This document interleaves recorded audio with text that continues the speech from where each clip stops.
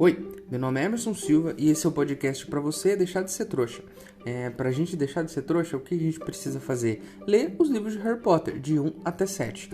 E assim que você lê cada um dos capítulos, é só vir aqui no podcast e ouvir o episódio que faz referência a esse capítulo. Eu vou comentar todos eles de todos os livros.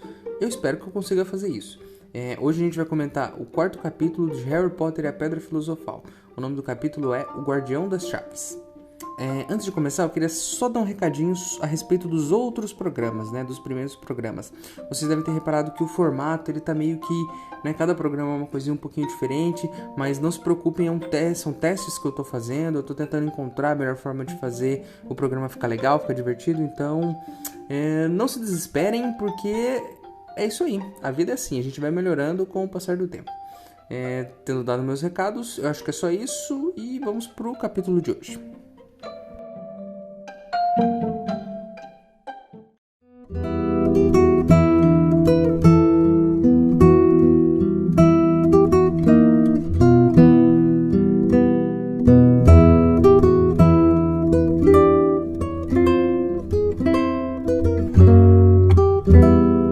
Pessoal, dizem por aí que tem um cara no beco diagonal vendendo umas pedras filosofais autênticas. Pensa nisso, por alguns galeões vai dar pra gente fazer ouro de sobra pra todos os ouvintes desse podcast. Se você quiser ajudar, o link pra apoiar tá aqui na descrição do episódio. Lembrando que se você não puder ou não quiser, não tem problema. O mais importante é você continuar aqui com a gente, ouvindo o podcast pra deixar de ser trouxa.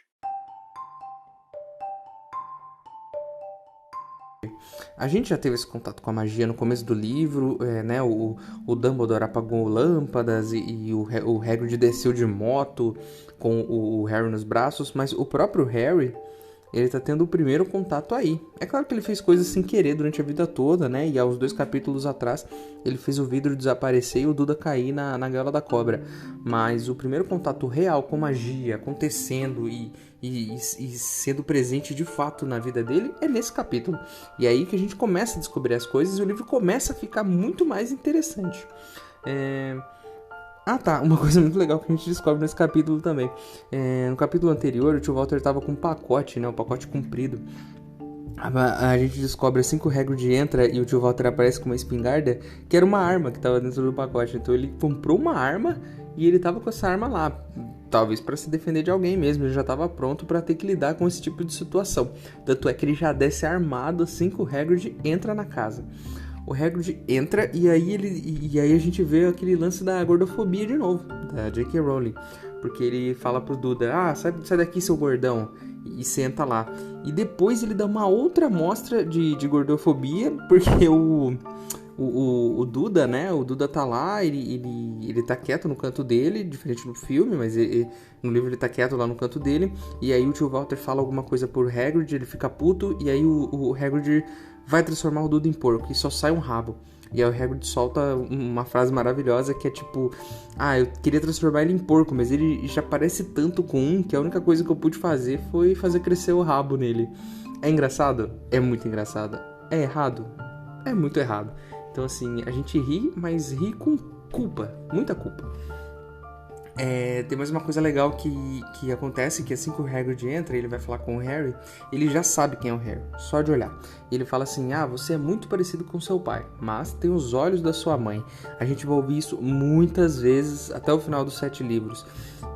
Eu acho que tem uma explicação para isso, mas eu não vou buscar isso, vamos ver se a gente consegue descobrir lendo, né? Porque seria legal que isso estivesse nos livros, não que a gente precisasse procurar material de fora.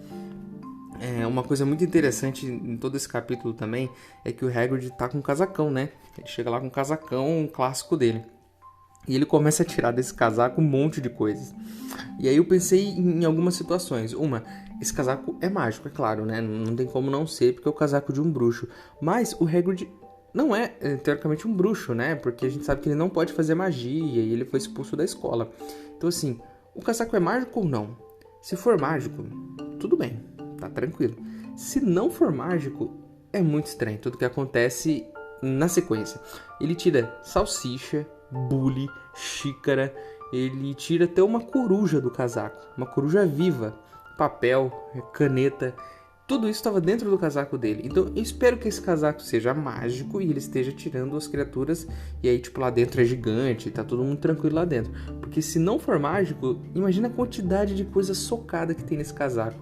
Ele até mencionou em algum momento que tem rato vivo lá dentro, enfim. O Hagrid é uma pessoa peculiar. E já vou deixar claro que o Hagrid é o meu personagem favorito da saga de Harry Potter.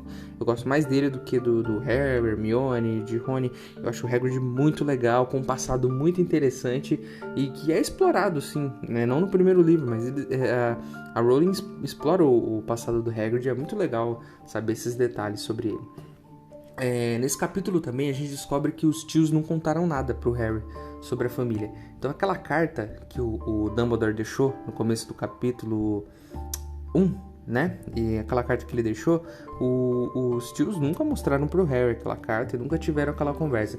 Por isso que eu disse, algum profissional precisava ter levado essa criança lá e conversado com o tio Walter. Conversado alto. Quando eu digo alto é tipo, fala com convicção.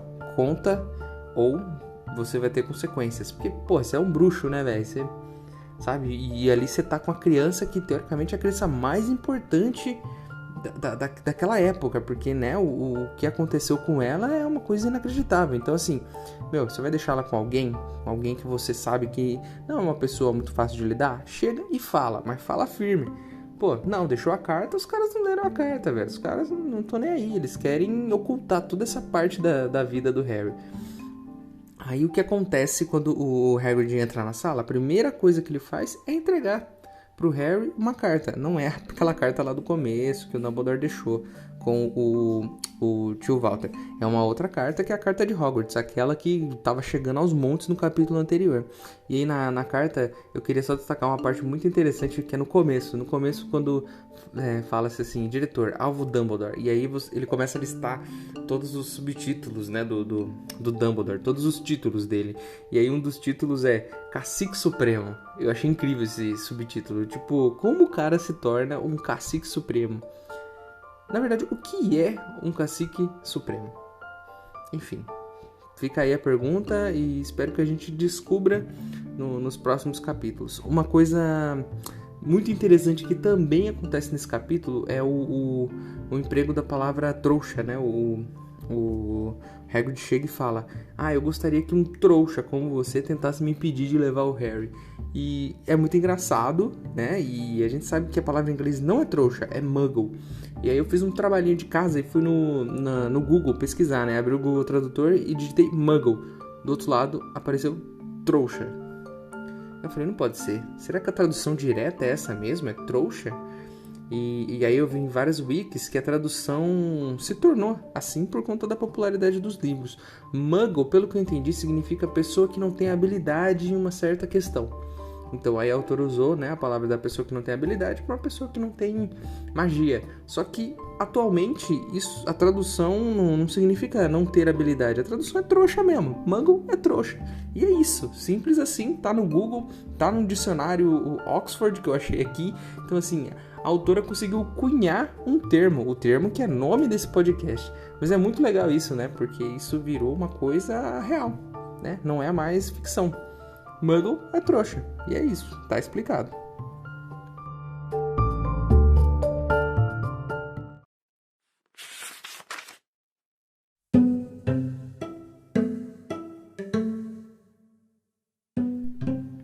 O gigante se recostou no sofá, que afundou um pouco sob seu peso, e começou a tirar coisas de todo o gênero dos bolsos do casaco. Uma chaleira de cobre, uma embalagem amassada de salsichas, um espeto, um bule de chá, várias xícaras lascadas e uma garrafa de um líquido âmbar que ele tomou um gole antes de começar a preparar o chá.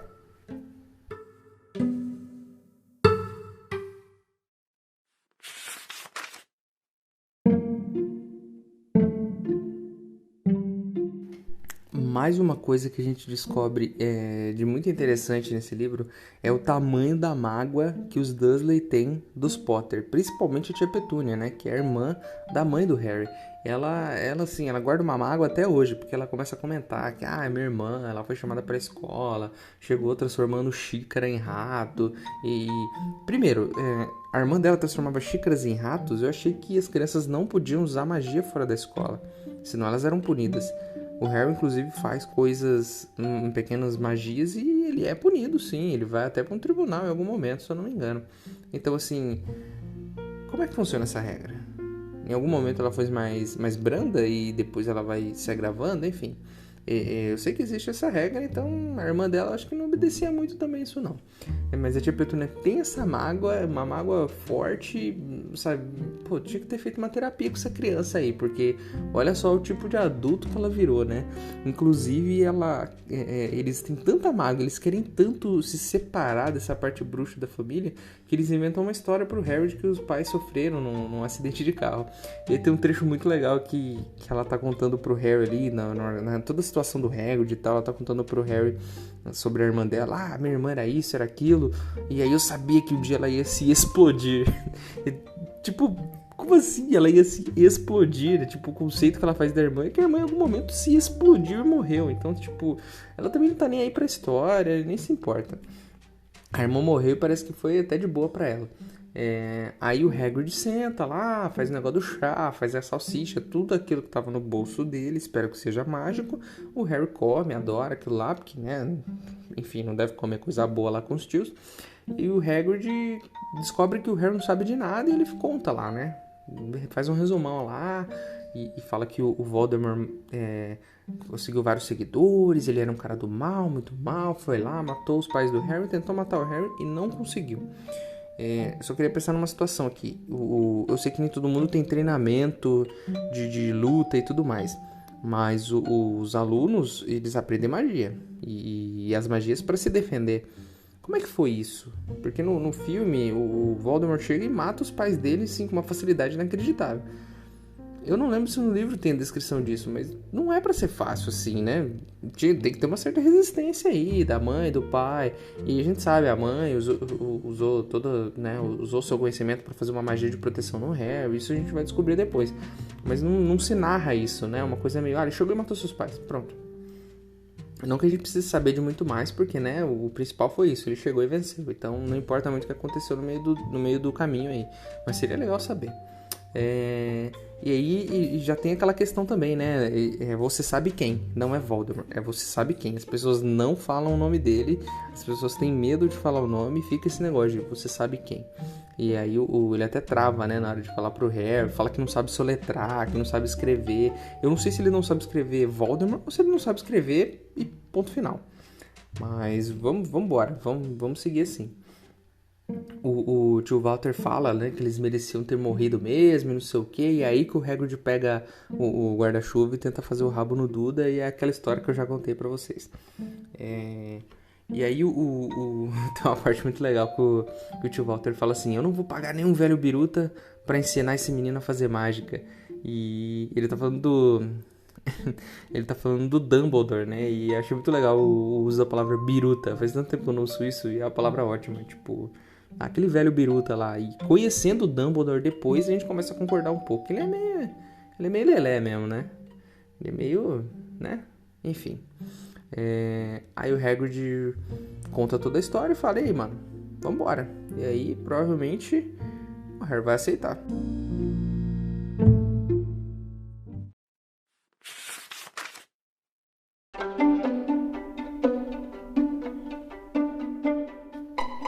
Prezado Sr. Potter, temos o prazer de informar que você tem uma vaga na Escola de Magia e Bruxaria de Hogwarts.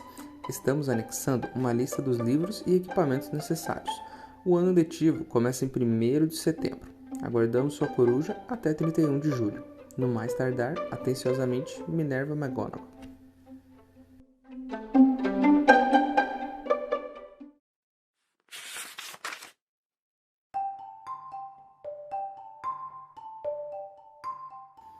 esse foi o capítulo 4, é um capítulo muito divertido também, e de tudo que acontece, as cenas, o lance do Hagrid chegar e já sair fazendo magia, e toda essa situação é muito legal, e é um capítulo que eu também gosto muito. Eu gosto do livro todo, então provavelmente eu vou me repetir bastante quando eu falar, eu gosto muito desse capítulo.